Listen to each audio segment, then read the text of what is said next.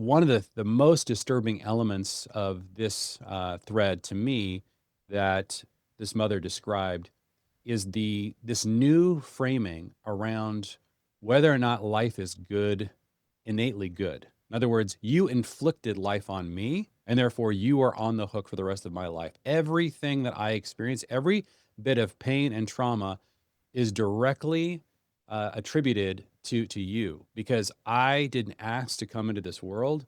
You inflicted it on me. And where does this ideology come from?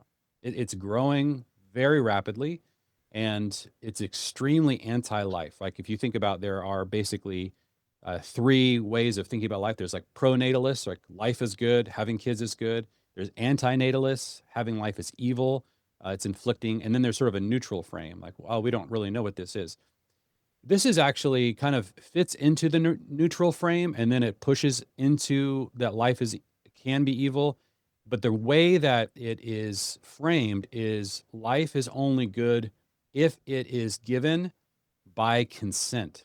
And I didn't consent to be born. You'd made that decision. And therefore, every bit of trauma and pain I experience in life is your fault.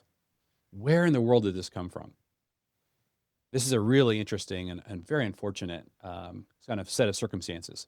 So, where this language of consent or ideology of consent came from was that once our culture threw off our Christian moral sexual ethics, we needed a new foundation that was not based on Christianity, that would give us an idea of what kind of, like, what are the boundaries for sexual morality. And our society decided to adopt consent as the foundation of what determined whether or not something was sexually moral or immoral.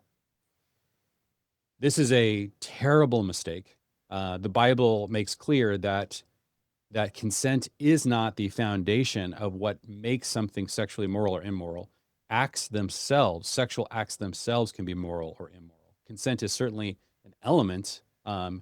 That's a component, but that's not the foundation. God Himself has declared what acts themselves. Rape, because it's an act that does not involve consent. Yeah, that is always immoral. But what the Bible says is any kind of sexual relationship outside of marriage is immoral. Well, our culture did desperately wanted to get rid of this framework, and so we've adopted consent. And what we didn't realize, and this is what's so tricky about every ideology, is that when you do something that foundational, this idea of consent did not just stay in the realm of sexual morality. We needed a foundation for all of morality. And so somehow what is beginning to occur is that this next generation is going to the language of consent to find its basis for all of morality, including whether or not life itself is moral. And of course, if you use the language of consent to try to understand whether or not life is good or evil, then life is always going to be neutral, but the person inflicting life without consent, in other words, parents, are always going to be evil. So this ideology has basically made parents evil. Now imagine what that's going to do to society as a whole. Why would anyone with that kind of frame ever want to have children? If you believe that parenthood is sort of similar ethically to sexual assault, that is what's occurring in this next generation.